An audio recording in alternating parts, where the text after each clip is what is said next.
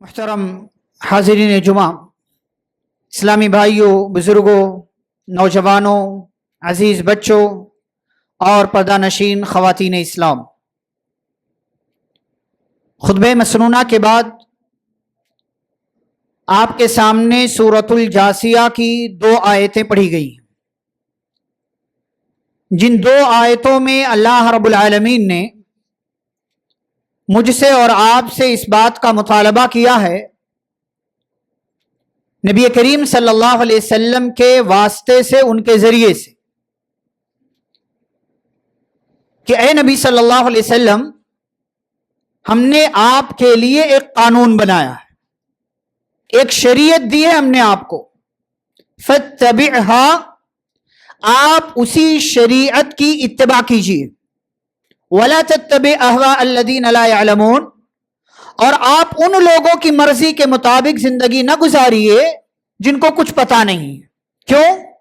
انہم لن یغنوا عنک من اللہ شیئا، اس لیے کہ اللہ رب العالمین کے یہاں یہ آپ کے کسی بھی کام نہیں آنے والے۔ وَإِنَّ الظَّالِمِينَ بَعْضُهُمْ أَوْلِيَاءُ بَعْضٍ، اور ظالم لوگ آپس میں ایک دوسرے کے دوست ہیں۔ واللہ ولی المتقین، اور اللہ متقیوں کا، تقوی والوں کا ولی ہے اور دوست ہے۔ آج کے ہمارے اس خطبہ جمعہ کا موضوع ہے رمضان کے بعد استقامت۔ استقامت کا مطلب کیا ہے؟ ٹھہر جانا، رک جانا، تھم جانا۔ اور شریعت کی زبان میں اگر بات کریں، دین اسلام کی روشنی میں اگر بات کریں، تو استقامت کہتے ہیں صراط مستقیم کو لازم پکڑنا، نبی کریم صلی اللہ علیہ وسلم کی سنت کو لازم پکڑنا، قرآن و حدیث کی اتباع کو لازم پکڑنا، اپنی زندگی اللہ اور اس کے رسول صلی اللہ علیہ وسلم کے قانون کی روشنی میں گزارنا، اس کا نام استقامت۔ اب رمضان میں ہماری زندگی کیسی تھی، اور پچھلے 6 یا 7 دنوں نے ہمیں یہ بتا دیا ہے کہ رمضان کے بعد ہم مسلمانوں کی زندگی کیسی ہے، ہماری زندگی رمضان کے بعد کیسی ہونی چاہیے۔ انشاءاللہ اس حوالے سے میں چند ایک باتیں آپ کی خدمت میں رکھنے کی کوشش کروں گا۔ رمضان کے بعد استقامت۔ رمضان میں بہت ساری نیکیاں ہم نے کی، ہمیں تو اللہ تعالیٰ سے دعا کرنی چاہیے کہ اللہ تعالیٰ ہماری ان نیکیوں کو قبول فرمائے۔ نیکیاں کر لینا کمال تو ہے، لیکن اس سے بڑا کمال یہ ہے کہ آپ کی وہ نیکیاں اللہ کے ہاں قبول ہو جائیں۔ آپ نے کئی بار سنا حضرت ابراہیم اور ان کے بیٹے اسماعیل علیہم السلام، باپ اور بیٹے، اللہ کے حکم پر اللہ کے گھر، سب سے مقدس گھر کی تعمیر کر رہے ہیں، اور ساتھ میں دعا کرتے ہیں ربنا تقبل منا انک انت السمیع العلیم، اے ہمارے رب ہماری جانب سے اس کام کو قبول کر لے، بے شک تو سننے والا، جاننے والا۔ نیکیاں کر کے خوش مت ہوئیے، اچھی بات ہے آپ سے نیکیاں ہوئی ہیں، لیکن کیا وہ نیکیاں اللہ کے ہاں قبول ہوئی ہیں؟ کیا اللہ تعالیٰ نے ان کو شرف قبولیت عطا کر دیا ہے؟ کیا ان ساری نیکیوں کا آپ کو اجر، ثواب اور بدلہ اللہ تعالیٰ کی طرف سے لکھ دیا گیا ہے؟ اور نیکیاں قبول ہونے کی ایک علامت کیا ہے؟ کہ آپ کو نیکیاں کرنے کے بعد مزید نیکیوں کی توفیق ملے۔ ہمارے ہاں کیا ہے؟ نیکیاں کرنے کے بعد ہم مزید پیچھے کی طرف چلے جا رہے ہیں۔ اتنے لوگ عید کے دن، رمضان کے بعد کی خوشیاں منا رہے ہیں، لیکن رمضان کے بعد عید کے دن ظہر کی نماز میں غائب ہیں، عصر کی نماز ادا نہیں کی، سوئے پڑے۔ ہماری زندگی رمضان کے بعد کیسی ہو گئی ہے؟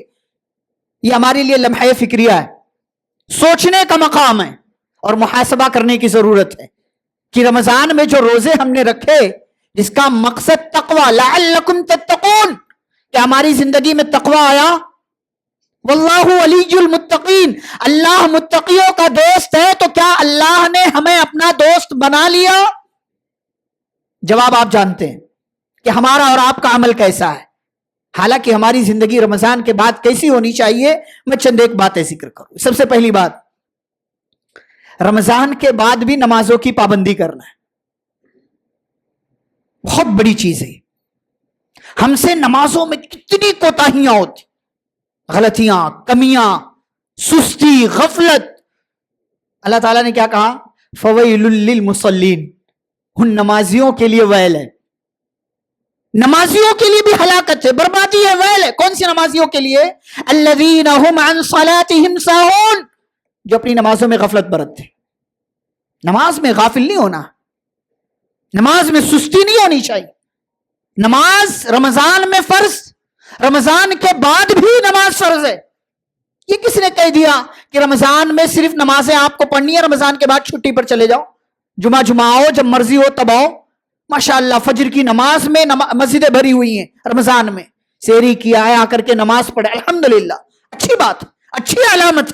لیکن یہ کیا بات ہوئی کہ رمضان ختم، آپ نے نمازوں سے چھٹی لے لیا؟ فخلف من بعدهم خلف اضاعوا الصلاۃ. اللہ کہتے ہیں سورہ مریم کے اندر 10 سے زائد پیغمبروں کا ذکر کرنے کے بعد کہ ان اچھے لوگوں کے بعد نالائق لوگ آ گئے. ان کے نالائق ہونے کی وجہ کیا ہے؟ اللہ نے انہیں نالائق کیوں کہا؟ اضاعوا الصلاۃ، کیونکہ ان کی سب سے بڑی غلطی یہ تھی، انہوں نے نماز کو ضائع کیا. رمضان کے بعد بھی نمازوں کی پابندی. بھائی وہ مسلمان کیسا ہے جس کی زندگی میں نماز نہیں ہے؟ توحید کے بعد نمازی کا تو درجہ ہے. ایک مومن، ایک مسلمان، ایک اللہ کو ماننے والے کی زندگی میں اگر نماز نہیں ہے، کس کام کا مسلمان ہے وہ؟ کس چیز کا مسلمان ہے وہ؟ صرف نام کا، عبداللہ عبد الرحمان کا؟ نہیں، ہمیں اپنے عمل پر نظر ثانی کرنے کی ضرورت ہے اور سوچنے کی ضرورت ہے. دوسری چیز، ماشاءاللہ رمضان میں بہت سے لوگوں نے قرآن کی تلاوت کی. کیا رمضان کے بعد بھی قرآن کی تلاوت پر ہم باقی ہیں؟ اسی کا نام استقامت. رمضان میں ہر دن تھوڑا بہت ہی صحیح پڑھا تو نا. یہ رمضان کے بعد شوال کی 7ویں تاریخ ہے آج. 7 دنوں میں کیا 7 پیج پڑھا، 7 رکوع پڑھا، 7 صفحات پڑھے؟ کسی بھی طریقے سے کیا ہم نے قرآن اٹھا کر، چاہے مصحف یا موبائل میں کھول کر کے، کیا ہم نے قرآن کی تلاوت کی جیسے رمضان میں ہم خاص بیٹھ رہے تھے؟ ہماری یہ نیکی چھوٹ گئی. شیطان کامیاب ہو گیا، شیطان کامیاب ہو گیا. کیوں نہیں استقامت ہماری زندگی میں؟ اللہ کے بندو، نمازیں قائم کر کے، قرآن کی تلاوت کر کے، جو رب رمضان میں ان نیکیوں پر اجر و ثواب دے رہا تھا، وہی رب اب بھی نمازوں پر، قرآن کی تلاوت پر اجر و ثواب دے گا. یہ الگ بات ہے کہ رمضان میں نیکیوں کا گراف بڑھ جاتا ہے، اجر و ثواب کا گراف بڑھ جاتا ہے. قرآن کی تلاوت کیجیے، قرآن پڑھیے، زندگی کا معمول بنائیے، زندگی کی روٹین میں شامل کیجئے اس کو. 1 پیج، 1 صفحہ، 1 آیت، 1 رکوع، جتنا بھی آپ پڑھ سکتے ہیں. افسوس نہیں ہے کہ ہمارے پاس اسکرولنگ کرنے کے لیے آدھے گھنٹے ہیں. مسجد سے نکلنے کے بعد چیٹس اور میسیجز چیک کرنے کے لیے باہر مسجد کے روڈ پر کھڑے ہو کر کے ہمارے پاس ٹائم بہت ہے کہ ہم ویڈیوز دیکھ لیں، چیٹس دیکھ لیں، میسیجز دیکھ لیں، کیا اماؤنٹ آیا ہے، کیا نہیں آیا، وہ چیک کر لیں. کوئی مسئلہ نہیں، آپ چیک کیجئے. لیکن کیا قرآن کے لیے 10 منٹ نہیں ہے آپ کے پاس؟ کیا قرآن کے لیے 10 منٹ نہیں ہے؟ کتاب انزلناہ الیک مبارک، اللہ نے اس کتاب کو برکتوں والی بنا کر کے نازل کیا. پڑھیے اس کو، اس پر استقامت اختیار کیجئے. رمضان کے بعد بھی قرآن کی تلاوت پر قائم رہیے. اور تیسری چیز، صدقہ اور خیرات. رمضان میں بہت دیا ماشاءاللہ، شہر والوں کو بھی دیا، مسجد کو بھی دیا، حفاظ کو بھی دیا، باہر والوں کو بھی دیا. لیکن رمضان کے بعد ان 7 دنوں میں کتنا صدقہ کیا ابھی تک؟ اللہ کیا کہتے ہیں؟ سورہ فاطر پڑھیے، ان الذین یتلون کتاب اللہ واقاموا الصلاۃ وانفقوا مما رزقناہم سرا وعلانیہ. یہ 3 چیزیں جو میں نے ذکر کی نا ابھی، نماز، قرآن کی تلاوت اور صدقہ اور خیرات. اللہ کہتے ہیں جو بندہ یہ 3 کام کرتا ہے، یرجون تجارۃ لن تبور، وہ ایسی تجارت کر رہا ہے جس تجارت میں کبھی گھاٹا نہیں ہونے والا. اللہ کا وعدہ ہے. نماز قائم کرو، اللہ کی مدد آئے گی. قرآن کی تلاوت کرو، برکتیں آئیں گی، شفا ملے گی، علاج ہوگا، روحانی اور جسمانی بیماریاں دور ہوں گی. اور صدقہ اور خیرات کرو، اللہ کا غصہ ٹھنڈا ہوگا، اللہ تعالیٰ مال میں برکت داخل کر دے گا. यरजून तिजारतन लन तबूर, जो इन 3 नेकियों पर कायम रहते हैं, सिर्फ रमजान में नहीं, रमजान के बाद भी इन पर इस्तिकामत जिन्होंने इख्तियार किया, वो ऐसी तिजारत कर रहे हैं जिस तिजारत में कभी घाटा नहीं होने वाला।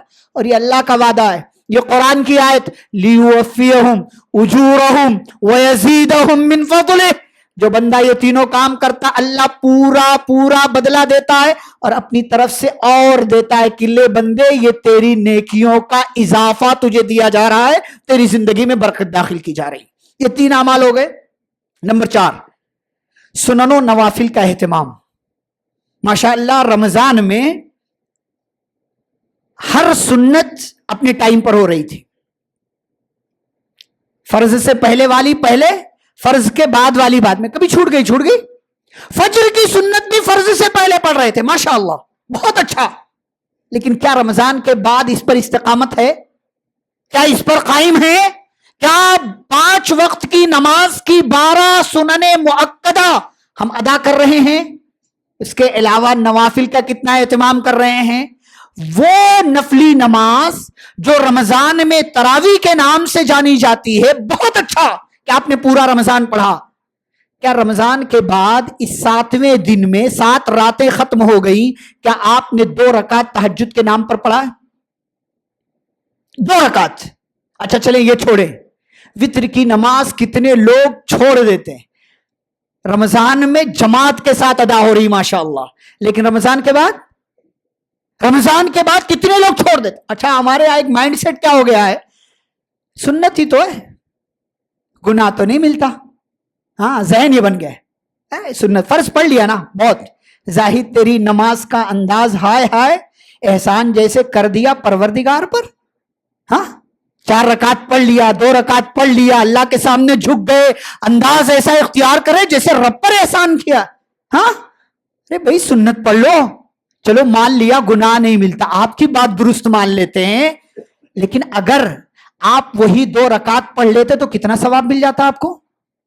इसका दूसरा पहलू भी तो सोचिए कि आपने 2 रकात नहीं पढ़ा सुन्नत के नाम पर, आप कितने बड़े सवाब से महरूम हो गए। 4 सजदों से आप महरूम हुए। आप वित्र की नमाज नहीं, चले 1 रकात वित्र आप पढ़ लें, 2 सजदों से महरूम हुए आप, रब के सामने रुकू करने से, क़याम करने से महरूम हो गए आप ये क्यों सोचते हैं सुन्नत ही तो है गुनाह नहीं मिलेगा। अरे भाई ये तो सोचो सुन्नत नमाज है, नबी की सुन्नत है, नबी का तरीका है, पढ़ लूंगा अल्लाह ताला की तरफ से सवाब मिलेगा, और हो सकता है इस नमाज में जो दुआ मांग लूं अल्लाह ताला से, अल्लाह वो कबूल कर ले। तो रमजान के बाद आपको सुननो नवाफिल की अदायगी पर भी इस्तिकामत इख्तियार करना है, बाकी रहना है। नंबर 5, दुआओं का इल्तिजाम। आप देखिए रमजान में माशाअल्लाह कितने हाथ उठे रहते हैं। बंदा कोशिश करता है कि अजान और इकामत के दरमियान दुआ मांग लें, हाँ? क्योंकि अजान और इकामत के दरमियान दुआ कबूल होती। ला युरद्दु दुआ बैन अल अजान वल इकामा, अजान और इकामत के दरमियान की दुआ रद्द नहीं की जाती। लेकिन रमजान के बाद क्या हाल है, टाइम देखकर चले। अच्छा 1:15 को जमात है जोहर की, चलो 14 पे पहुंचेंगे, 15 पे, हाँ सुन्नत तो गई, वो दुआ मांगने का जो मौका मिल सकता था वो भी गया। जबकि रमजान में क्या था, सुन्नत भी पढ़ा माशाअल्लाह और हाथ उठाकर रब से मांग भी रहा है। रमजान के बाद ये खत्म हो गया। अल्लाह क्या कहता है, कुल मा यअबउ बिकुम रब्बी लौला दुआउकुम, अगर तुम्हारी दुआएं ना हो मेरा रब तुम्हारी परवाह ना करे। तुम दुआ करते हो इसीलिए मेरा रब तुम्हारी परवाह करता है, तुम दुआ करना छोड़ दोगे रब परवाह करना छोड़ देगा। बहुत बड़ी बात है ये बहुत बड़ी बात। आप रमजान में दुआएं कर रहे थे, कितनी नेकियां आपने की, किसकी वजह से, अल्लाह ने तौफीक दिया, अल्लाह ने आपके लिए आसान कर दिया, आपकी दुआओं की वजह से कि जाओ नमाज पढ़ो, सुन्नत पढ़ो, दुआ मांगो, अल्लाह ने तौफीक दी। लेकिन रमजान के बाद जब आपने हाथ उठाना छोड़ दिया तो रब ने आपको तौफीक देना भी छोड़ दिया। दुआएं मांगा कीजिए, बहुत बड़ी इबादत। ये वो इबादत है जिस पर पूरी जिंदगी इस्तिकामत इख्तियार करना, डटे रहिए, मांगते रहिए। आपको जो मांग रहे हैं आप नहीं मिल रहा, कोई बात नहीं, ابھی کل میری ایک صاحب سے بات ہو رہی تھی, کہنے لگے مجھے یہ لگتا تھا کہ میری دعائیں اللہ تعالیٰ قبول نہیں کرتا ہے. ہاں, میری دعائیں اللہ قبول نہیں, لیکن اس رمضان طاق راتوں میں نے اللہ سے ایک دعا مانگی, رمضان ختم ہوئے 1 ہفتہ نہیں ہوا اور میں نے دیکھا کہ اللہ تعالیٰ نے میری وہ دعا قبول کر لی. دعائیں قبول ہوتی ہیں, کبھی اللہ وہی دے دیتا ہے, کبھی مشکل دور کر دیتا ہے, کبھی بیماری ہٹا دیتا ہے, کبھی آنے والی پریشانی آپ کی زندگی سے ختم کر دیتا ہے, کبھی اللہ تعالیٰ آپ کی زندگی سے کوئی ایسی چیز جو آپ کو بہت تکلیف دے سکتی تھی اللہ تعالیٰ ہٹا دیتا ہے, کبھی اللہ تعالیٰ آپ کی اس دعا کو اسٹور کر کے رکھ لیتا ہے. میرا بندہ کل قیامت کے دن گناہوں کا انبار لے کر کے میرے پاس آئے گا, پریشان ہوگا, کوئی شفاعت کر دے, کوئی نیکی دے دے, کوئی گناہوں پر پردہ ڈال دے. اللہ کہے گا لے دنیا میں تو نے یہ ساری دعائیں کی تھی, اب ان ساری دعاؤں کا بدلہ تجھے دیا جا رہا. آپ نے 100 دعائیں کی, آپ کی ایک دعا آپ کو لگتا ہے قبول ہوئی ہے, 99 قبول نہیں ہوئی. یقین رکھیے یہ 99 دعاؤں کا بدلہ اللہ قیامت کے دن آپ کے ہاتھوں میں عطا فرمائے گا. ہمارا یقین نہیں ہے, ہمارا ایمان نہیں ہے.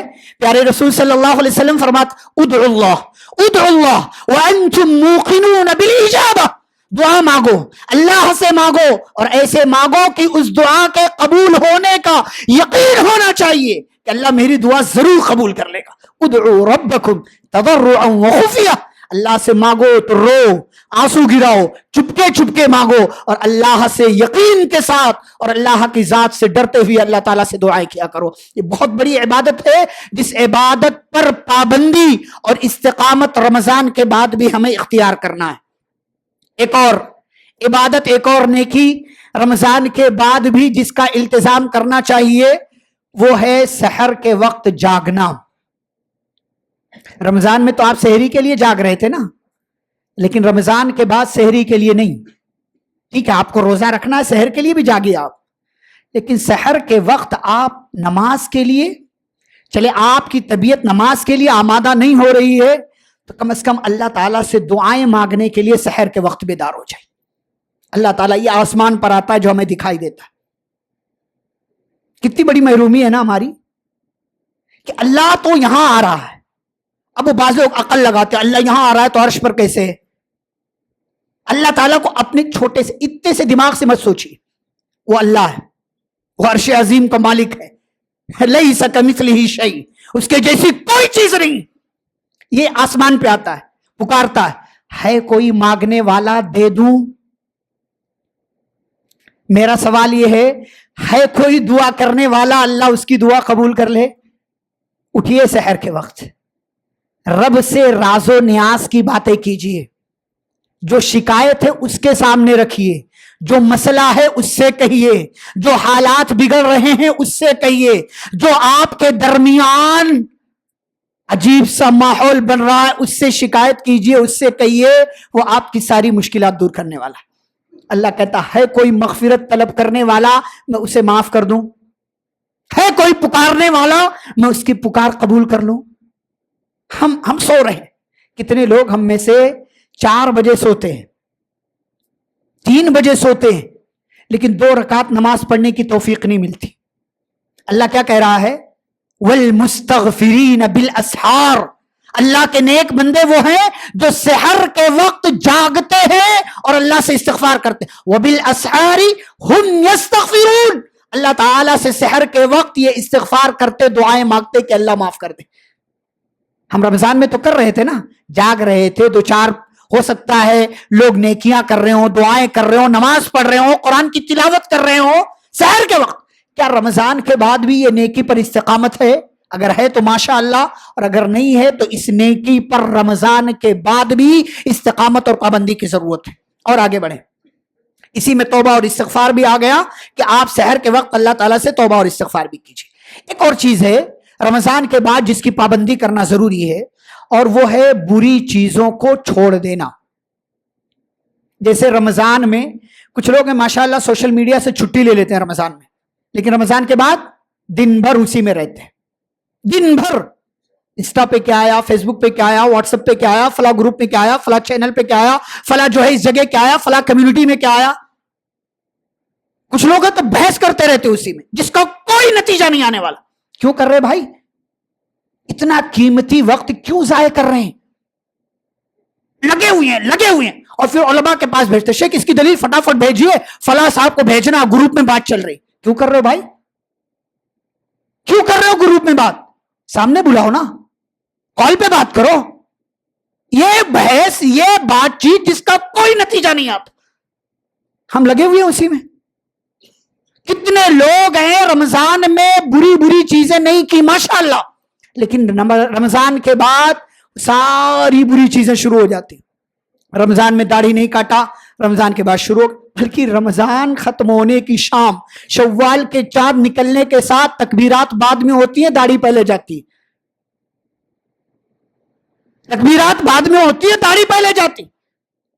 اور کتنے لوگ ہیں رمضان میں نشہ نہیں، فلاں نہیں، یہ نہیں، وہ نہیں، اچھی بات، لیکن رمضان کے بعد یہ سیڑھی، یہ سگریٹ، یہ بیڑی، یہ تمباکو، یہ گوا، گٹکا، کیا کیا سب حرام ہے.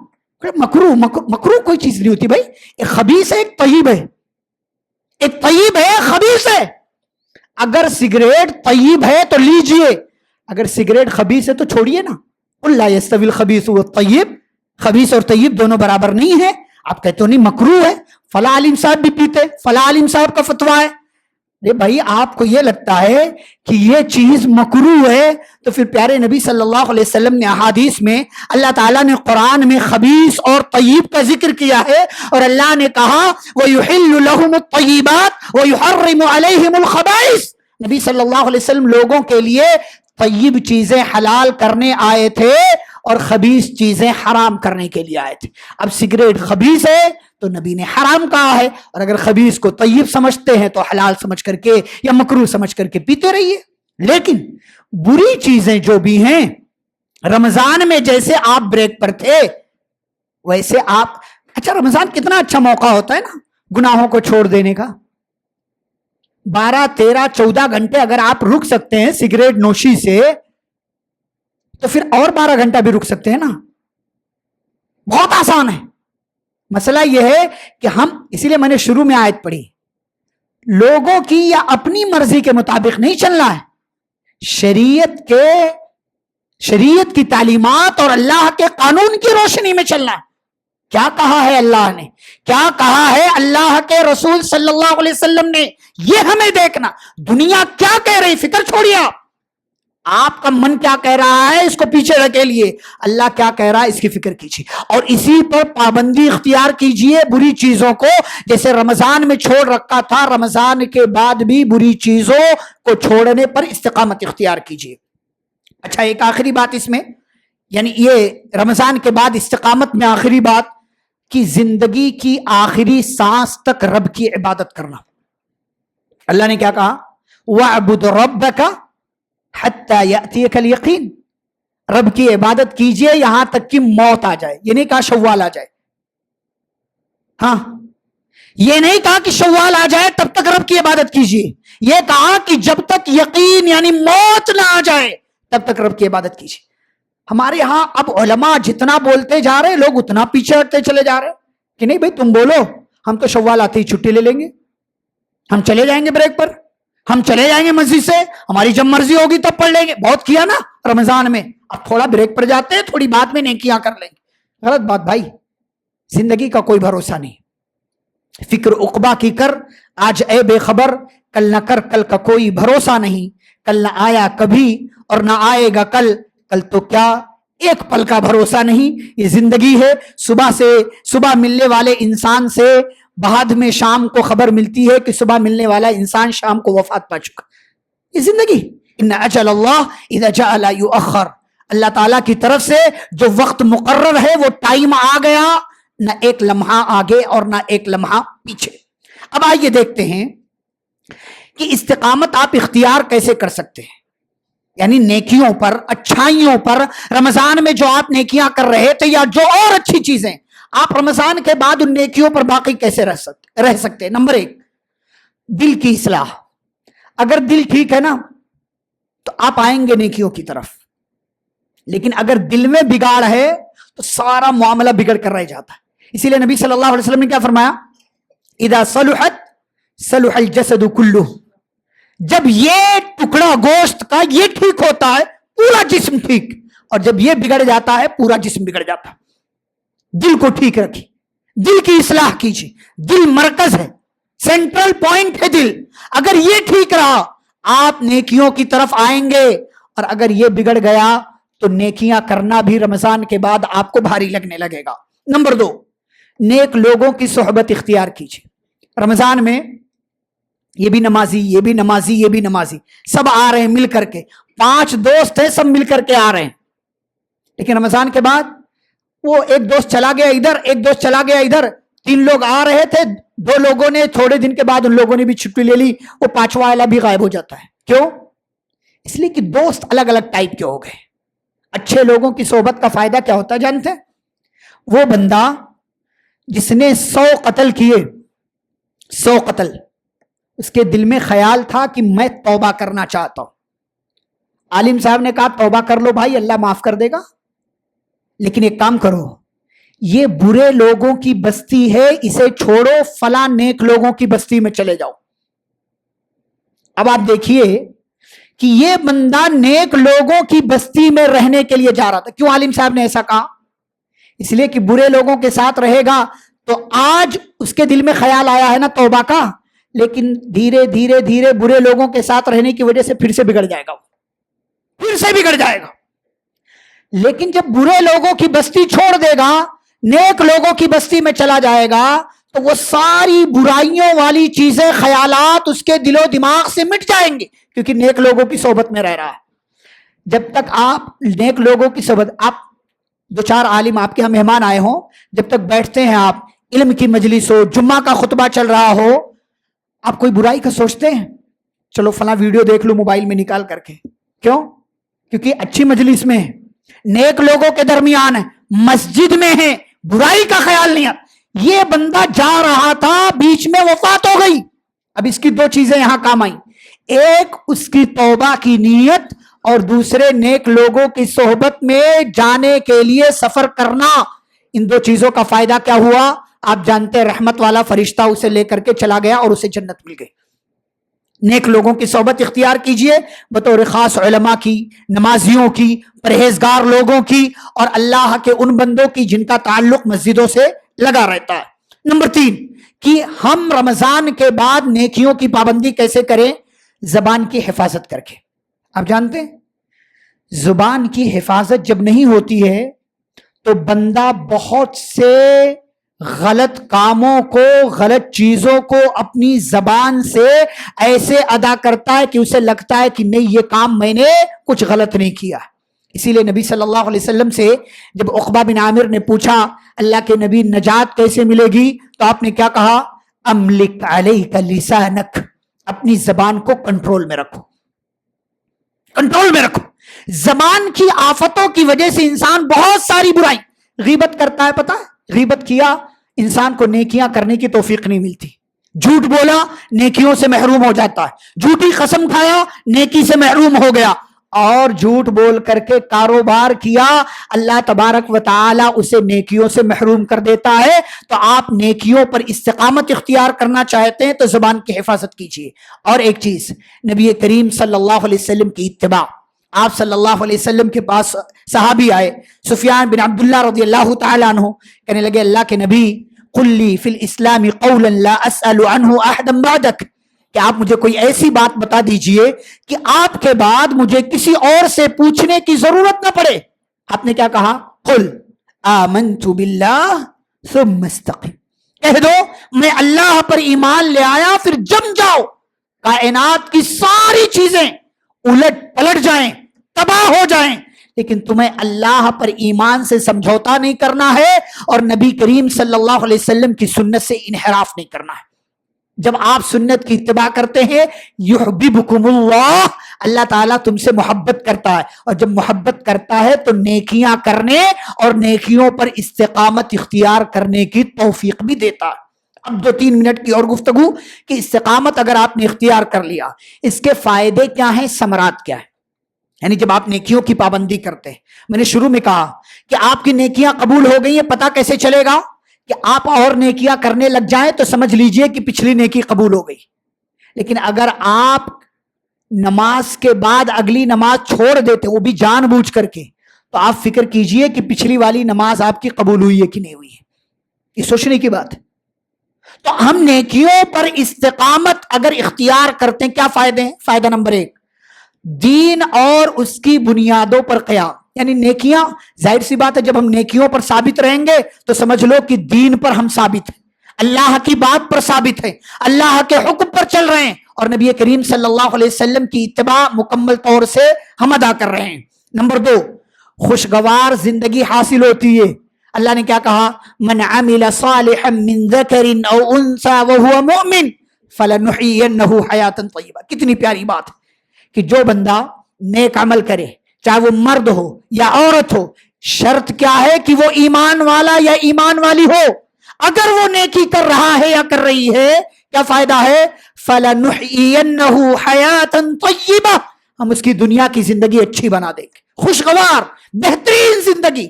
وَلَنَجْزِيَنَّهُمْ أَجْرَهُمْ, اور ہم قیامت کے دن اس کے اعمال کا, نیکیوں کا بہترین بدلہ اسے عطا فرمائیں گے. یہ نیکیوں پر استقامت کا فائدہ ہے. ایک اور فائدہ, موت کے وقت فرشتے آتے ہیں خوشخبری لے کر کے, بشارت دیتے ہیں. ان الذین قالوا ربنا اللہ ثم استقاموا, جو لوگ ایمان لائے, ایمان کے بعد نیکیاں کیا, نیکیوں پر جم گئے, ڈٹ گئے, پابندی کیا, ڈٹے رہے, چاہے رمضان ہو, شوال ہو, محرم ہو, کوئی مہینہ ہو, نیکیاں کرتے رہے کرتے رہے کرتے رہے, یہاں تک کہ جب مرنے کی باری آتی ہے, روح نکلنے کا وقت آتا ہے, فرشتے آتے ہیں, یہ بندہ ٹینشن میں ہے, اگلی زندگی کا کیا ہوگا, قبر میں کیا ہوگا, آخرت میں کیا ہوگا, کہیں میرے ساتھ کچھ غلط سلوک تو نہیں ہوگا. فرشتے اترتے ہیں, اللہ کا آرڈر آتا, اللہ تخافوا, اللہ کے بندے ٹینشن نہ لے, گھبرا نہیں, ڈر نہیں, ولا تحزنوا, غم نہ کرو, وابشروا بالجنہ, اور جنت کی تمہارے لیے خوشخبری ہے جس جنت کا تم سے وعدہ کیا گیا ہے. یہ نیکیوں پر استقامت کا فائدہ کہ اگر آپ نیکیوں پر پابندی اختیار کرتے ہیں, اللہ کے فرشتے روح نکلنے کے وقت آتے ہیں, خوشخبری دیتے ہیں, بشارت دیتے ہیں, اطمینان دلاتے ہیں, اور اسی میں ایک چیز کہ آپ کو جنت کی بشارت دی جاتی ہے. اور آخری بات میرے بھائیوں اور بزرگوں, کہ جو بندہ رمضان کے بعد بھی زندگی میں ہمیشہ, ہر دن, ہر مہینے جو نیکیوں پر استقامت اختیار کرتا ہے, کتنا مبارک ہے وہ انسان, کتنا بہترین ہے وہ انسان. پیارے نبی صلی اللہ علیہ وسلم فرماتے ہیں, ایسے لوگوں کو اللہ رب العالمین کے عرش کے سائے میں جگہ دی جائے گی. یوم لا ظل الا ظلہ, جس دن اللہ کے عرش کے سائے کے سوا کوئی سایہ نہیں ہوگا. سارے لوگ پریشان ہوں گے, سب گھبرائے ہوئے ہوں گے, ڈرے ہوئے ہوں گے, تلاش رہے ہوں گے. یقول الانسان یومئذ این المفر, بھاگنے کا راستہ کہاں, انسان کہے گا. اللہ کی طرف سے آواز آئے گی, کوئی بھاگنے کا راستہ نہیں. سارے لوگ سورج کی گرمی کی تپش اور حدت اور شدت سے پریشان ہوں گے. اللہ تعالیٰ ایسے ماحول میں 7 ٹائپ کے لوگوں کو اپنے عرش کے سائے میں جگہ دے گا. اس میں ایک وہ بندہ ہے, ورجل قلبه معلق بالمساجد, جس کا دل مسجد سے لگا ہوا ہے, اٹکا ہوا ہے. جمعہ کی نماز پڑھا, عصر کی نماز میں بھی آنا ہے, عصر پڑھ لیا, مغرب میں بھی آنا ہے, رمضان میں نیکیاں کر لی, شوال میں بھی نیکیاں کرنا ہے, شوال میں کر لیا, ذیقعدہ میں بھی کرنا ہے. نیکیوں میں تھکاوٹ نہیں, سستی نہیں, غفلت نہیں. والذین هم علی صلاتهم یحافظون, نمازوں کی پابندی کرنا ہے, نمازوں کی حفاظت کرنا ہے, نیکیوں پر پابندی کرنا ہے, نیکیوں پر استقامت اختیار کرنا ہے. اور میرے بھائی اور بزرگوں, اس خطبہ جمعہ کا کل پیغام یہی ہے کہ اللہ کے بندو مسلمان بنو, مومن بنو. اور مومن وہی ہے جو صرف رمضان میں نیکیاں نہیں کرتا, رمضان کے بعد بھی نیکیاں کرنے کی تلاش میں رہتا ہے. جو صرف رمضان میں نمازوں کی پابندی نہیں کرتا, رمضان کے بعد بھی نمازوں کی پابندی کے فراق میں رہتا ہے. جو صرف رمضان میں سنن و نوافل کا اہتمام نہیں کرتا, مومن وہ ہے جو رمضان کے بعد بھی سنتوں کی, نوافل کی پابندی کرتا ہے. مومن وہ ہے جو صرف رمضان میں قرآن کی تلاوت نہیں کرتا, رمضان کے بعد بھی قرآن قرآن کی تلاوت کی فکر اسے دامن گیر رہتی ہے۔ اپنے آپ کو مومن بنائیے، مسلمان بنائیے، اللہ کا پکا اور سچا مومن بندہ بنائیے، ورنہ کافر بھی زندگی گزارتا ہے، مشرک بھی زندگی گزارتا ہے، ایک یہودی بھی، ایک عیسائی بھی، نعوذ باللہ۔ آپ مسلمان ہیں، میں آپ کو کافر، مشرک، یہودی، عیسائی نہیں کہہ رہا، لیکن اگر ہماری زندگی میں ایمان والا ہونے کے باوجود اگر نماز نہیں ہے، قرآن کی تلاوت نہیں ہے، ذکر و اذکار نہیں ہے، اللہ تبارک و تعالیٰ کی عبادت نہیں ہے، اور ایسے ہی اور دیگر نیکیوں پر پابندی نہیں ہے، تو ہمیں احساس ہونا چاہیے کہ ہم کتنی بڑی غلطی کر رہے ہیں، اور اپنے لیے کتنا بڑا گناہ اور کتنے بڑے بڑے جرائم اکٹھا کر رہے ہیں۔ تو میرے بھائیوں اور بزرگوں، سمجھیے اور آس پاس کے لوگوں کو سمجھائیے اور نیکیوں پر استقامت اختیار کیجیے، شوال میں بھی اور شوال کے بعد دیگر سارے مہینوں میں۔ وَاعْبُدْ رَبَّكَ حَتَّى يَأْتِيَكَ الْيَقِينُ، زندگی کی آخری سانس تک لگے رہیے، جمے رہیے، ڈٹے رہیے، اور اللہ رب العالمین کی عبادت سے منہ نہ موڑیے، اس لیے کہ وہی اللہ ہے جس کی عبادت کرنے کا ہمیں حکم دیا گیا ہے۔ ان صلاتي ونسكي ومحياي ومماتي للہ رب العالمین، ہماری نماز، ہماری قربانی، ہماری نیکیاں، ہمارا جینا اور ہمارا مرنا سب اللہ کے نام پر ہونا چاہیے۔ وہی اللہ جو رب العالمین ہے، جس کے سوا کوئی معبود حقیقی نہیں ہے، اور جو اس پوری کائنات کا نظام اور سسٹم چلانے والا ہے۔ دعا ہے اللہ رب العالمین سے اللہ ہم سبھی کو رمضان کے بعد ہمیں اپنی زندگی میں نیکیوں پر پابندی اور استقامت اختیار کرنے کی توفیق عطا فرمائے۔ اللہ ہم سبھی نے رمضان میں اور رمضان کے بعد جو نیکیاں کی ہیں اور آگے زندگی میں جو نیکیاں کرنے والے ہیں، اللہ ہماری ساری نیکیوں کو قبول فرمائے، ہمارے گناہوں کو اللہ رب العالمین معاف فرمائے، ہماری خطاؤں کو درگزر فرمائے، نادانی میں، جانے انجانے میں ہم سے جو گناہ کے کام، معصیت کے کام ہوئے ہیں، اللہ رب العالمین ان تمام معصیت کے کاموں کو معاف فرمائے اور ہمیں اپنی خاص توفیق سے نوازے۔ اللہ رب العالمین ہم سب سے، ہماری ماؤں بہنوں سے، نوجوانوں سے، ہم مسلمانوں سے اللہ رب العالمین راضی ہو، اور ہمیں نیکیوں پر مداومت برتنے اور نیکیوں کی پابندی کرنے کی توفیق دے۔ ہمیں پیارے نبی صلی اللہ علیہ وسلم کی سنتوں پر چلنے والا بنائے، پیارے نبی صلی اللہ علیہ وسلم کی اتباع کرنے والا بنائے، صحابہ کرام کے منہج کو اختیار کرنے والا بنائے، اور ہمارے درمیان جو بیمار ہیں اللہ انہیں شفاء کاملہ عاجلہ عطا فرمائے، جو مصیبت اور پریشانی میں ہیں اللہ ان کی مصیبتوں اور پریشانیوں کو دور فرمائے، جو قرض دار ہیں اللہ ان کے قرض کی ادائیگی کی سبیل پیدا فرمائے، جو بے اولاد ہیں اللہ انہیں صاحب اولاد بنائے، جو مصیبت میں ہیں اللہ ان کی مصیبتیں دور فرمائے، جو کل تک زندہ تھے آج نہیں ہیں اللہ ان سب کی قبروں کو نور سے بھر دے، انہیں جنت الفردوس میں داخلہ نصیب فرمائے، اور ان کے گناہوں کو معاف کر کے اللہ رب العالمین ان کی نیکیوں کو قبول فرمائے۔ جب تک ہم سبھی کو اللہ تعالیٰ دنیا میں زندہ رکھے، اسلام اور ایمان پر زندہ رکھے، خاتمہ ہو تو خاتمہ بالخیر ہو۔ وصلی اللہ تعالی علی نبینا محمد وعلی آلہ واصحابہ اجمعین۔ ربنا تقبل منا انک انت السمیع العلیم۔